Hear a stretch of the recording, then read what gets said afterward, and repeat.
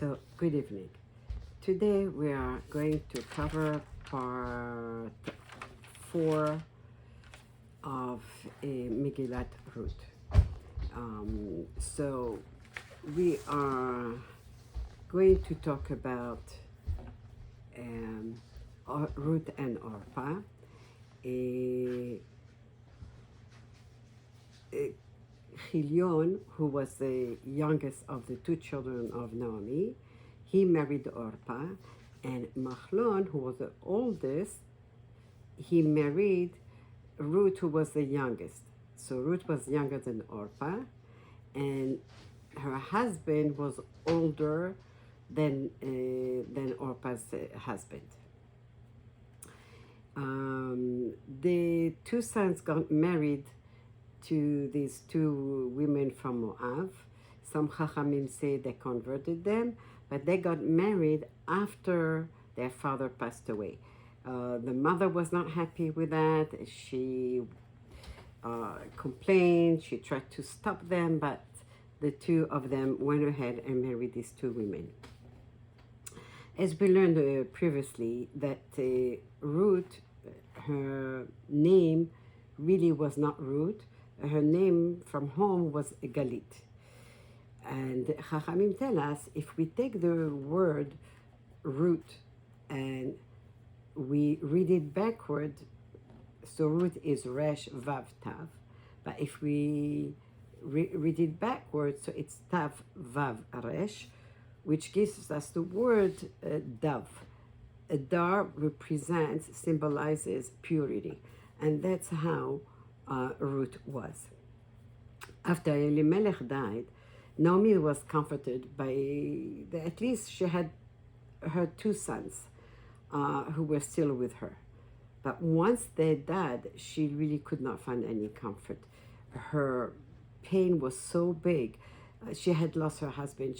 When she had come to Moav, she had been pregnant. So she had lost also that pregnancy. She had lost now her two sons. She had lost all her riches. She had lost everything, and she realized a change in her life here in Moav since she came to Moav, and she decided to just go back home, and there was no reason for her to stay. Actually, in the Zohar it says that the Malach told her that in Eretz Israel now there was food, the famine was over, so she felt comfortable going back home.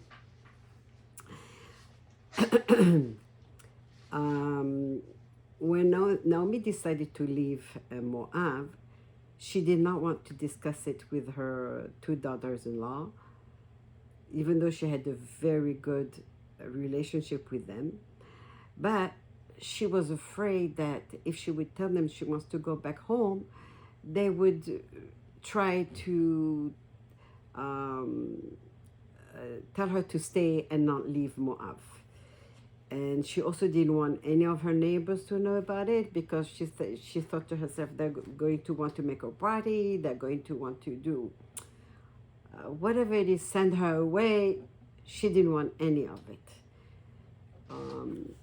As soon as the Shiva was over, she just quickly closed the place and she left.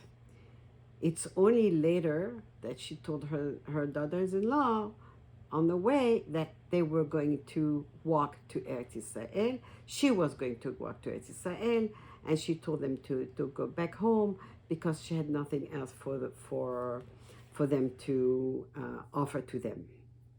So, but here we see that the two daughters-in law, both of them, each one of them had actually a different approach to her leaving.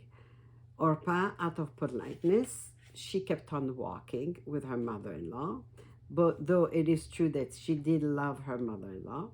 And Ruth, she really just wanted to stay with her mother-in-law. Ruth had no interest in going back home. Naomi blessed them and told them, "You have been so kind, you have been so good to me.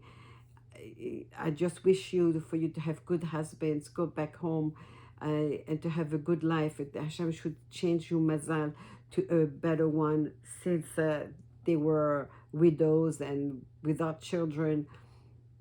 Hashem should change your mazal to a better one. And she really blessed them with all her heart. And to really, she appreciated very much what they did to her. So the Chachamim tell us what is the kindness.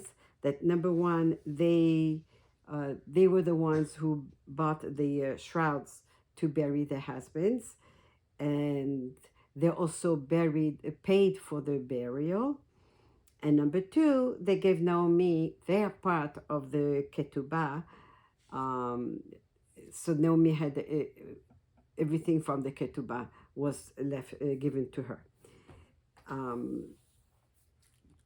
We see here that we learn something that the wife, the widow, does not have to pay for the burial, as she does not have to pay for the shrouds for her dead husband.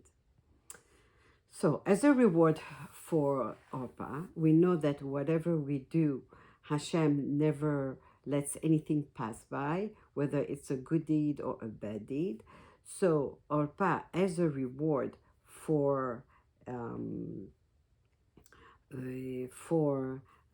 walking 40 steps with Naomi, Hashem gave her a son, Goliath, who was a giant, who was killed by David.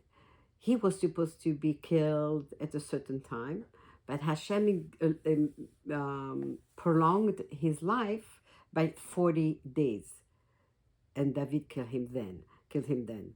That was because as a reward for Orpah for having walked with 40 steps with Naomi. Ruth, on the other hand, her reward was that Ruth said, Hashem should do Hesed just as you have done with me. With me in Hebrew is Imadi. And here we know that Naomi was a prophetess, she was a Nevi'ah. And when she said Imadi with me, if we take each letter of the word Imadi, we see that each letter stands for something else. So Ayin stands for Oved, who was the son of Ruth from Boaz. Mem stands for Mashiach. Dalet stands for David. And Yud stands for Yishai. So these are all the offsprings of Ruth. So Naomi was hinting to her, if you come with me, this is the reward that is reserved for you. She didn't have to. She just, if you want to. If you do, this is the reward that's Hashem is reserving for you. Then they cried when Naomi was speaking about her son. So the two daughters-in-law were crying. Naomi kissed them. She kissed Orpah and Ruth. And then here we learn something that Chachamim tell us that when a tzaddik kisses another person,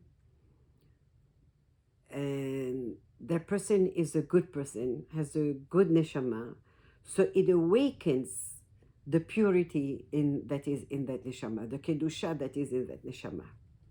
The kiss is actually a symbol of a transfer of the blessing by connecting the two neshamot, the neshama of the giver, of the tzaddik, to the receiver, to the one who is getting the blessing.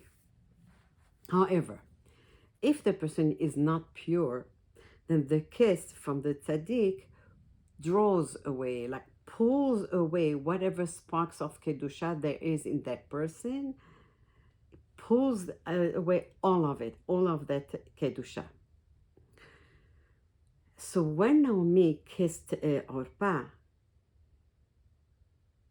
and Naomi knew exactly the intention that Orpah had, she wanted to go back home. She had been polite, she had been kind, and now she really wanted just to go back home. So Naomi, when Naomi kissed Orpah, she actually pulled all whatever sparks of kedusha that were left, of purity that were left in Orpah. Naomi pulled it out of her. Um, However, and she also kissed Ruth, and the same, but same token as she kissed Ruth, and Ruth wanted to go with Naomi, so Ruth was a recipient of more kedusha, and here we see that Ruth absolutely, Naomi kept on telling Ruth to go back, even after Orpah left, and she kept, go after your sister-in-law, go, but Ruth refused, to the point, and we see here how sincere Ruth was to convert and be a Jew, and she said, Al tifkei bi lo ozvech, don't tell me to leave you. Amech ami, your nation, your people, they're my people. I'm not different. I'm not from a different people.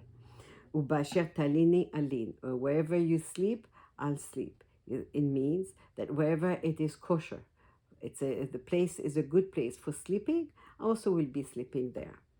Ki el asher telchi elech, and whatever kosher place you're going to go, and only to these places I will go to. And only to the places where you're going to sleep, only those places I'll sleep to. Rak hamavet, Elokai Elokai, and my God is your God is my God. Ba'asher tamuti amut, and wherever you're going to die, I'll die too. Means you're going to die in a proper place, in a kosher place, me too. That's where I'll die. Rak hamavet yafrid benenu. The only thing that's going to separate me from you is death. And wherever you're going to be buried, I'm also going to be buried. Ba'asher tigberi akaver. Wherever you're going to be buried, I also will be buried. So here we see how much Ruth was so sincere in her wish to really be considered a Jew, to convert and be a Jew 100%. So may Hashem give us that fire that was in her, so that we too should continue and keep mitzvot the same way as Ruth learned to keep them.